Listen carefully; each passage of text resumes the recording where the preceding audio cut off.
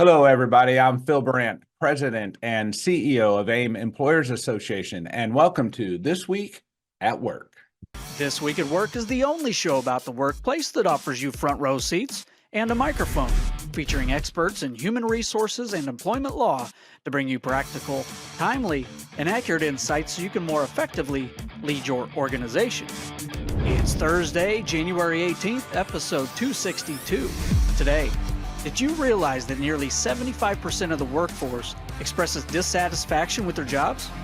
Here on this show, we've talked about the causes, ranging from toxic environments and ineffective management to arbitrary goals and office politics. You know, the old working 9 to 5 baloney. But are you tired of hearing work sucks? Because it doesn't have to. Get a fresh look at work from positive psychology and play expert Jeff Harry. He's here to help us bridge the gap between what employees want and what employers provide. All this and more on This Week at Work.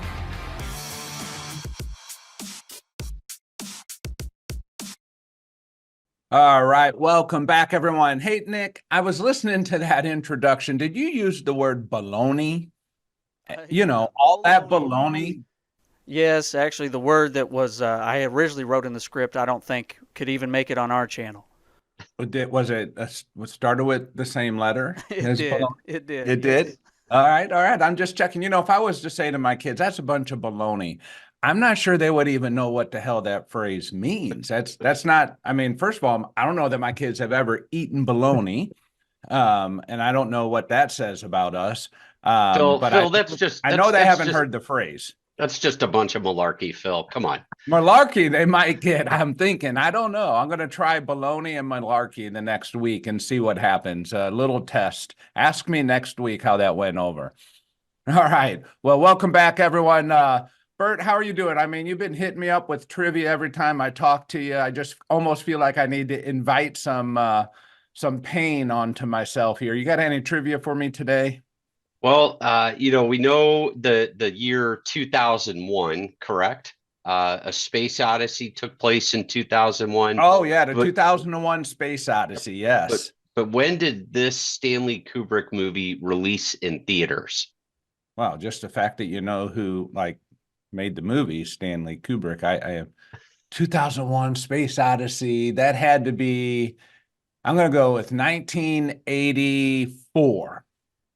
I don't know, Phil. I think you need to use a lifeline for that one. We've got a great guest on the program. Let me use a lifeline. All right. Let me introduce Jeff Harry real quick. Jeff, good morning. Welcome to our program today. And Jeff's going to talk to us a little bit about how to make work suck less. I like that title. It's catchy. But nevertheless, Jeff, before we get into your shtick and what you got going on, can you help me out here? You're my lifeline today. Absolutely. Thanks so much for having me. I would say 1968 is when 2001 Space Odyssey was released. All right. By Stanley Kubrick. Burt? I've got no idea. Nick, can you help me? Answer because he could give it away. So that is correct. 1968. Ding, ding, ding. Oh my gosh. Great job, Jeff. You're the man. Let's go. Burt, you and I are just going to sit to the side. We're going to let Jeff take the show from here.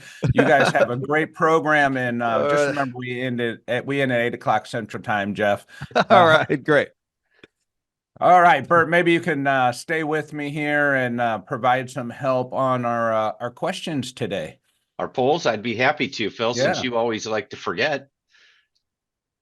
Take it away.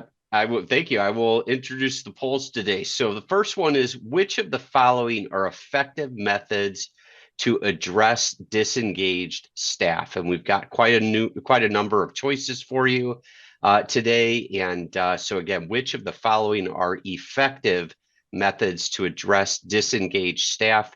Got plenty of choices to choose from there. Pick your favorites. And then the next one is a word cloud, Phil's favorite. My favorite.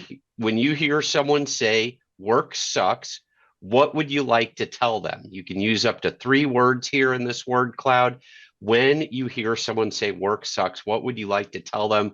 And please, please don't put baloney or malarkey. Although you get You bonus know we're going to points. see it. That's baloney. If you get baloney, I want to see how many spellings we get for the word baloney. So anyway, Well, Bill, those are the polls today. I'm trying to think of my response when someone says work suck. I know I usually will say, tell me, I'm going into a little bit of a serious mode, but at that point, I'm usually saying, okay, wait a minute. Tell me more. What's going on, right? But usually I have said that more than one time myself in my life. Maybe this morning, about 30 minutes ago, when I couldn't get my computer to fire up the right way.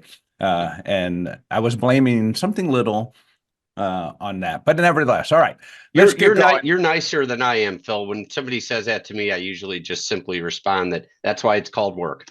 No, well, that's your standard responses. That's why it's called work, right? And not fun, and not play, and not games. But nevertheless, all right, Burt, I got to keep going here. We're going to put you on the clock like we always do. Are you ready for Lawyer on the Clock? You know I am. All right, Nick, let's pull that lever, buddy. All right, it's time to look into what's trending in employment law. Lawyer, you're on the clock.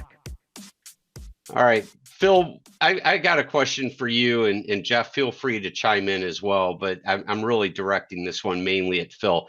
What Don't does throw me fishing, more trivia. Are you throwing more trivia at me already? I am. You know I love to do this to you. I love to catch you flat-footed, Phil. I'm not good at trivia. What does fishing, and in particular herring, the fish, a herring, have to do with every single workplace in America? A red herring? Nope, No? just herring. It's a herring. Oh, Yep. geez. I have no idea. All right. No idea. Jeff, do you have any idea what he's talking about?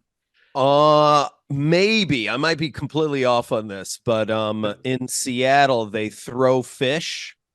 And it is down at the market. Yeah, they throw fish in the market, but it actually set up a way in which to run workplaces called fish. There's a fish philosophy, and in the fish philosophy, the four metrics are be there, play, make their day, and choose your attitude.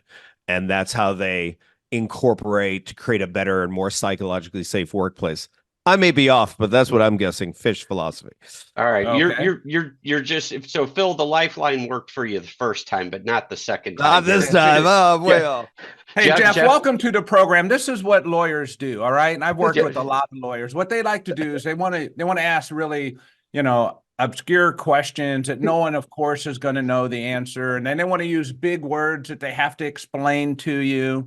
Like malarkey. These types of things. Yeah, and like baloney. Malarkey and baloney. This is traditional weekly stuff for me, Nick, or Jeff. But all right, Burt, let's hear what's herring have to do with every workplace? Jeff's out there playing five-dimensional chess on me. Mine's much simpler than this. So I've mentioned this on the show before. The Supreme Court, the U.S. Supreme Court, had taken up a case some months ago that's likely to have a huge impact on all workplaces across America. The court, in this case, has questioned a very long-standing, a 40-year-old legal doctrine that gives federal agencies, you think about the Department of Labor, the National Labor Relations Board, the EEOC, those federal agencies have had a very, very wide berth to interpret unclear laws as administrative agencies. And the U.S. Supreme Court has heard two appeals that would rein in or constrain these administrative agencies in their activities. Specifically, the court is considering overturning the 1984 ruling in a case called SHRM, that's the oil company, that requires judges to defer to the administrative agencies when those administrative agencies offer a quote unquote reasonable interpretation of a statute. The Democratic administrations in the U.S. government have relied heavily on that ruling, use it to justify mandates on energy, the environment, and the workplace. The court heard 3.5 hours of argument on this case, and it's unclear right now whether they have the votes to overturn the ruling to overturn Chevron, but the conservative majority really did signal some skepticism toward it. For example, Judge Kavanaugh said the Chevron doctrine had fostered legal instability. And I think this is something that we've seen in the workplace, and we've talked about on this program many times. Judge Kavanaugh specifically stated Chevron itself ushers in shocks to the system every 4 or 8 years when a new administration comes in, whether it's communications law or securities law or competition law or environmental law. It's just a massive change that is at war with reliance. And his point is that if employers and other industries that are regulated by these administrative agencies could rely on court decisions, which take longer to evolve rather than the decisions or the policies of an administrative agency that change every 4 or 8 years, depending on who's in the White House, it would bring much more stability to business. That's the argument. So in these couple of cases, the federal appeals court had invoked Chevron and said that a payment by the herring fishermen for somebody from a representative from the environmental department to sit on their boats and observe their fishing activities for quotas. The appeals courts had said that payment was a reasonable interpretation of a 1976 act that governed the management of marine fisheries in federal waters. And the plaintiffs in the case who are seeking to overturn this basically are arguing that Chevron is really a reliance destroying doctrine. If you're a person or a regulated entity, and that's why I say this applies to every workplace in America, because every workplace in America is regulated by the EEOC, the Department of Labor, or the National Labor Relations Board in some way, shape, or form. And if you're trying to figure out what the law is, you should be able to rely on the best interpretation of the law and not have to check for updates every few years, depending on who's in the White House. It's that pendulum we talk about, Phil, in the workplace of, depending on who's in the White House, things swing right or swing left. And so this could be just an absolutely huge decision. I'm not making a prediction right now on which way it's going to come out, because I do think Justice Amy Coney Barrett did express a little bit of favor toward the rule, even though she's one of the court's conservative justices. So it'll be interesting. The court is scheduled to rule by late June, but this could really, really have a huge impact on workplaces across the country. Wow. Having some stability might be nice, though. Well, and you and I've talked on the program so many times that, we as employers and management associations like yourself and labor and employment lawyers, on some level, and I don't mean this, per se, but on some level, we almost don't care what the law is, what the administrative agencies say the law is. We just want to know what it is. We don't want it changing every 4 to 8 years. If it's things we don't like, we can deal with it. We just don't want to have to deal with that, and then 4 or 8 years later have to completely go back the other direction because who's in the White House changes. We as employers or business are really looking for that stability. Absolutely. You've said that very well, Burt. You get a star for today, man. I appreciate it. One other one that I want to mention really quickly, we're going to shift gears, and I had a couple of topics, but I know we want to get to Jeff, so I'm going to just focus on one more. We spoke last week at length about the new Department of Labor's rules for determining classification of independent contractor versus employer. And I'm not going to go through all of the details of it, but there are businesses are kind of up in arms about this. We know that this new rule is really targeting the gig economy, the Ubers, the Lyfts, the DoorDashes of the world, and trying to rein that in and have those folks, the people working for those companies, classified as employees rather than independent contractors. And last week we talked that it's going to be much broader than just the gig economy.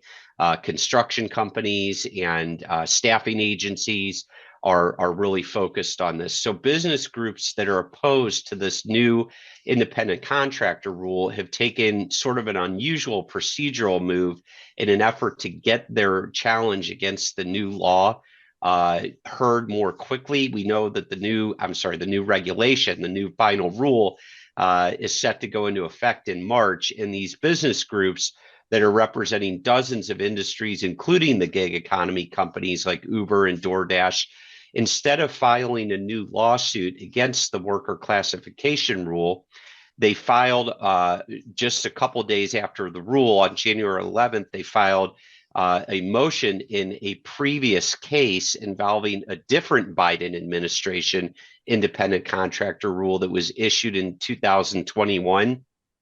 In that while that 2021 rule was blocked by a federal court in 2022, the independent contractor rule released last week is slightly different.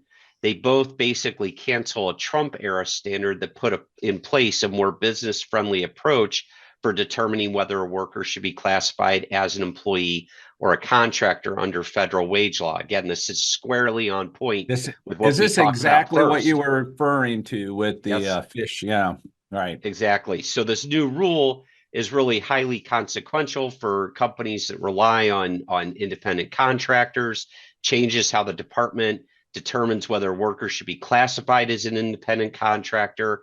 And this new test, that there's 6 factors, we talked about them last week. It's generally expected to make it harder for workers to be considered independent contractors. So again, just to point out that the businesses sort of took this unusual approach. Instead of filing a new lawsuit, they're seeking to have this heard in an old or existing lawsuit in the Fifth Circuit, which is generally considered to be somewhat employer friendly. So That's what I have for you today, Phil. It's that pendulum that swings left to right. And maybe the Supreme Court will weigh in on this, or they will weigh in on this one way or the other, and it'll give us some guidance going forward. Yeah, good stuff there, Burt. Thank you. Yep. From my favorite attorney of all time, from Ogletree Deakins, excuse me. Phil, that's baloney. Come on. That's baloney and malarkey. All right. Thank you, Burt. We appreciate that. As always, if you have questions, particularly as it pertains to how you're going to classify your employees, Burt and I are always available to help you. That's what we do. This is not always an easy road to navigate, particularly when we have lawsuits and things, and don't just anticipate, well, this will get tied up and won't go into effect. Who knows? So let's be prepared, even if for some reason it diverts and goes in a different direction. But with that, let's get over to our guest today, Jeff Harry. Jeff, welcome to the program.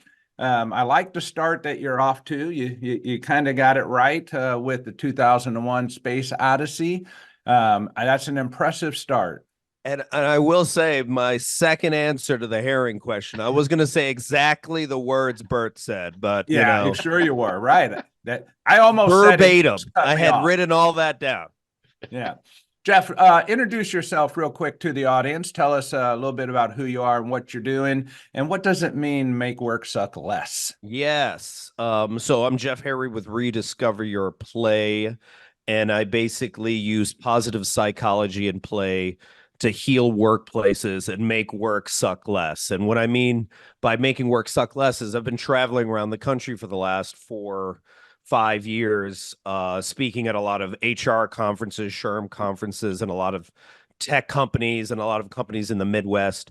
And the biggest vibe or the biggest communication I get from employees is they just, work sucks right now. It really sucks, even more so than pre-pandemic. So what I talk to them about is, like, if we're going to be at work for 2,000 to 2,500 hours a year, right? That's most people.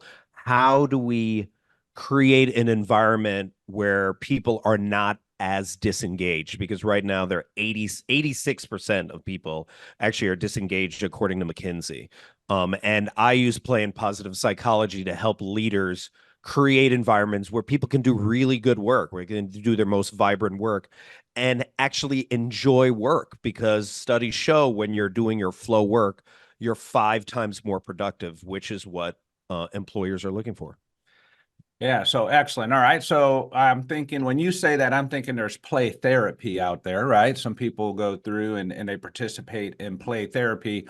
How is this similar or different for us at work when you're talking about how we engage those play concepts at work? Is there any Yeah. similar? So Yeah, so when I refer to play, I don't refer to forced fun. I hate forced fun, like escape rooms and right. ping pong tables and let's play pickleball. Like if Susie hates Dan and then you put them in an escape room together, they're not going to like each other at the end of it. Like it's just like that play is still not good. So you don't force fun, right? But what I mean by play is like, okay, what is your staff's zone of genius work? What is their flow work? Where's the work where they forget about time? What's the work that if they were not getting paid to do this work, they would still do it because they love it so much? There is an aspect of the work they do now that they enjoy the most. And studies have found when you help them do it, even if you help them do it 5 to 10% more in a given week, it increases their productivity with all the work that they're doing. And a great example of this, and Google used to do this, is Google used to have this thing called the 20% rule, where they gave their staff 20% of their time to do whatever they wanted as long as it benefited Google. And what came from that was Gmail, Google News, Google Maps, Google Earth, like the foundations of Google came from allowing their staff to play and be innovative. And they built their whole organization off that. So obviously we don't have the budget that Google has, a lot of organizations, but you can figure out ways in which how do we help our staff do more innovative work that they love to do, even if for it's just a little bit of time, because then staff feel more seen, heard, and appreciated, and then Yeah, they do Jeff, better work. I appreciate what you're saying, and I just want to frame why I appreciate it because so often I'm working with business professionals, HR leaders, business owners, and they know and they express, my employees are not engaged, and then we talk about the work that they're doing, and there's very little ways. I mean, just hard to engage in some of the work that people are doing. It's not fun. No one would enjoy. I was just having a conversation just Tuesday with a position, very high paid position, mechanical skills are needed in the position, and the person has to sit and watch and look at a pump all day and wait Yeah. for it to fail, because in this case, as soon as the pump fails, they have to take action. It's not something you can wait for an alarm to notify you and you come over. So they actually pay, a prevailing wage for someone to watch the pump, wait for it to fail, and make the change. And, of course, I'm spewing out all kinds of ideas. Can't you do this? Can't you do this? We've reviewed, and the best answer they have today is you got to watch the pump. And that's the type of thing where someone goes, man, my job sucks. I'm so bored. I got all this mindset inside my head and I can't use it except for when we fail. Yeah. I don't even get to use it to win. Yeah. So I'm assuming you're going into workplaces and you're talking to business owners and leaders around those same type of challenges. Yeah. And you can also see there's like it's just different philosophies, right? And when you talk to a lot of Gen Zers and heck, even Gen Alpha, that's gonna, we have to understand Gen Z is gonna be 30% of the workforce by 2030, right? Gen Yeah. Alpha is gonna be like 10%. So we have to recognize that they have just a different philosophy sometimes when it comes to work. When I was looking at the polling earlier, and people are like, well, what does it mean by make work suck less, or just what work sucks? Some people are like, hey, that's just work. Work is just sucky, and you're just gonna have to suck it up because that's how it was for me. I And had that and conversation with my son Monday night. He right, was right. just, See, and he's like, my Gen Z boss and Gen doesn't get it. Alpha She do doesn't not. understand. Yeah, Yeah. and Gen Z and Alpha are do not subscribe to that No, at all. not whatsoever. Not Not whatsoever, whatsoever. especially Gen Alpha. They're like they're just questioning authority. They're like, well, if I'm going to be there 2,000 hours, some of this is going to be enjoyable. So that's not just for like the various generations. Talking to millennials, Gen Xers, even some boomers are like, Can I find some sort of joy? So if I was talking to the pump guy, right, and be like, Yeah. okay, we're looking at the pump all day. I get it. That's what you're going to do. But is there any other aspect when you're not looking at the pump that we can actually, what else do you like to do? What Yeah. else, what other skill sets have you that you wish you were allowed to use, right? Okay, let's figure out when you can do that when you're not looking at the pump the whole time. Because here's the problem. If that person is just doing the job that they really hate, after a while, the guy's going to stop paying attention to the pump because they're going to be disengaged and then someone might get hurt, right? So Yeah. we have to figure out ways in which to engage them, even just from a safety standpoint, right? But also from like a healthy, psychologically safe standpoint, because the communication I hear from so many employees is, I want to feel seen, heard, and appreciated at work. And that's what employers need to be asking themselves: how I'm making sure my staff feels seen, heard, and appreciated. Yeah. I got a question and hotline here that we have. It says, as a leader, how do you earn the right to ask employees to participate in structured play? And I don't think you're really saying in structured play. I'm going to let you answer the question, but that's the question that's coming in through our text chat. But I love that question, because it's like, yeah, at the beginning, you haven't earned the right. Like, you yourself as an employer have to show that you're willing to play, that you're willing to be open to taking risks, to being open to failing. Like, I used to have a colleague that worked on the Mars rover when she worked at NASA. Her main job was to get the rover to fail 1,000 different types of ways, because they knew when they sent it down to Mars, right, that they would have already figured out all the ways in which to fail. I think right now, a lot of our culture, or a lot of our work culture, doesn't allow ourselves to fail, but then that also stifles a certain level of innovation. So when someone's like, well, when do we have permission to create, to have people start to play? You first have to create the environment yourself as a leader for them to even start to try. And when I say play, I say people playing on their own time, on their own terms, right? Like, for example, if you have a project and you always do it in the same standard way everywhere. Okay, we're going to do the marketing plan this way. We're going to do the sales plan this way. We're going to do our safety plan this way. If your leader was like, all right, I want to approach this problem in a different way, and I'm going to give you the freedom to figure it out, and we're going to try a bunch of different ways, but I'm giving you this playground to play in, and you play in your way and come back to me with many different ideas, and we'll pick the best one. That is the environment that I'm talking about. This environment where people feel like they can take risks. And you may or may not be referring to this, but I can think of a time I was working with a really great group of leaders, and we were just all down, right? We had no energy. Now, we all liked our jobs. We all liked each other. But when we came together to work on strategy, we were always down. I mean, it was a downer meeting. Yeah. And so I was talking with the CEO, and we were trying to figure out, like, what's the problem? Why is this high performing, highly engaged team down when we do strategy, which is what we love talking about? Yeah.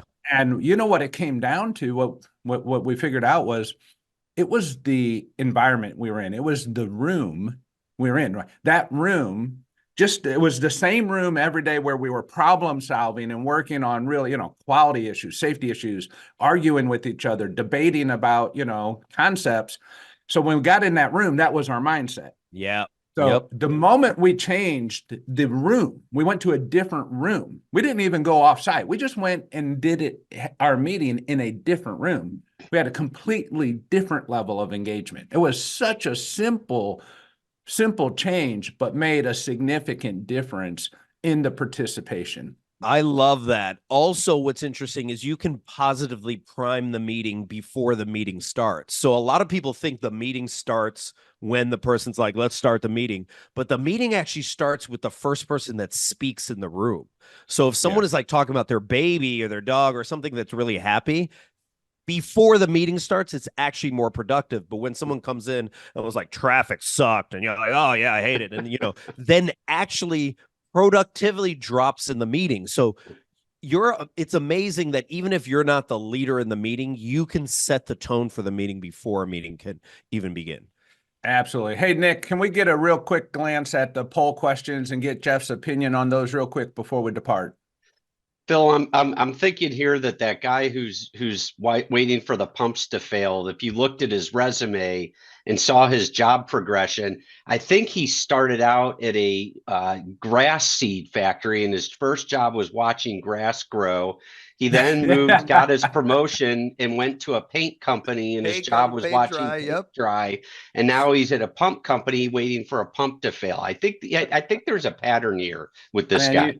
You're brilliant. You're brilliant. We're going to look him up on LinkedIn after this and give him a tag. But that's a good one, Burt. Well done.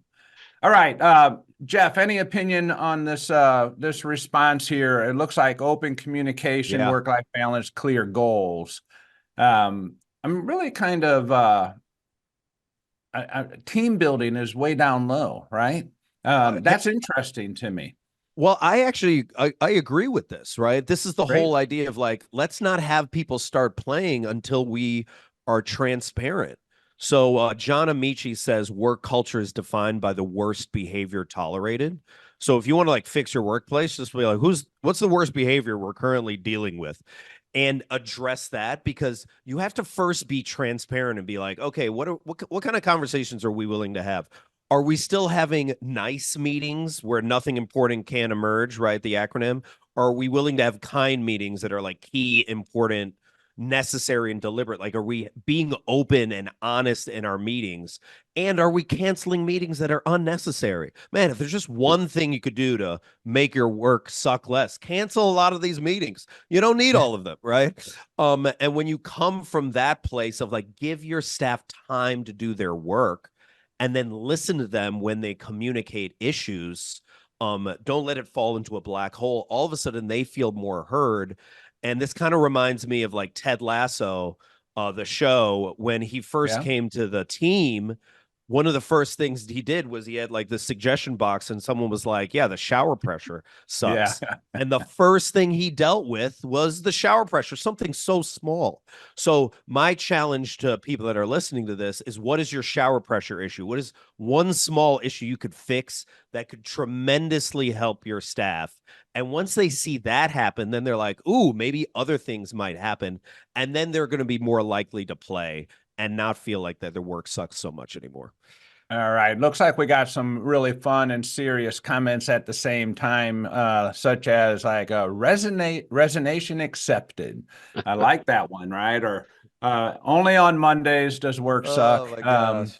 Yep. And, beats unemployment. I guess that depends on your point of view. If it beats unemployment, there's certain days, maybe I even feel like, man, I'd rather be on unemployment than have to deal with Burt again today. But there's always some good responses here. This is why I like the word cloud. Anything jump off there at the page to you, Jeff? Well, yeah, I mean, it's interesting, right? Like, say, for example, beats unemployment, right? Like that, let's say you say that to a Gen Zer, right? Or even a Gen Alpha, like, hey, at least you got a job. That doesn't satisfy them. They are actually potentially then going to quit. Like, that's, you gaslit them at that point. Particularly in today's world, it's like, I can go get a job any place. Yeah, I can make money on TikTok, dude. Right. Like, they have options. So you can you can say that to them, right? You could be like, all right, resignation accepted. Good luck out there. They'll find other things. They are creative enough. But if you really need that staff, right, then you're going to have to figure out better answers than that. You're just going to have to be a little bit more creative and be like, okay, why does it suck? Why does it suck for you? I'm not here to entertain you. Yo, I get that. We're not here to babysit these people.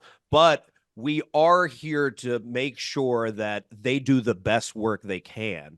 And then in order to do that, we have to identify what do they love to do and what are they really good at, and find that medium. There's a way to find it in the middle.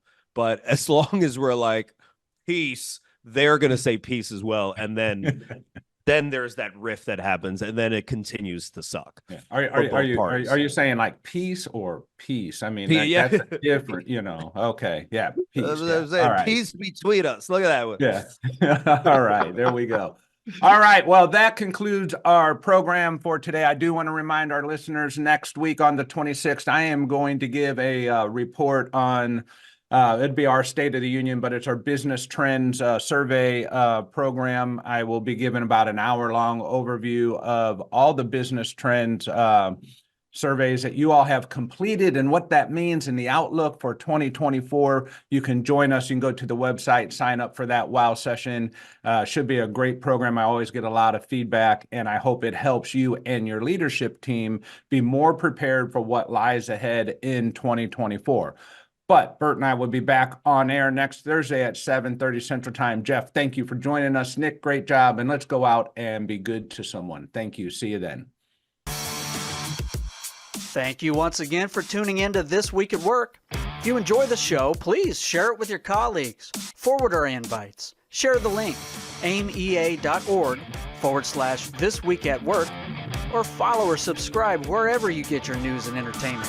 LinkedIn, YouTube, Spotify, Apple Podcasts, we're everywhere you are. Don't forget you can be part of the show. Send your questions and comments anytime to info@thisweek.work. We'll see you next week, 7:30 a.m. Central Time, when we discuss what's happening this week at work.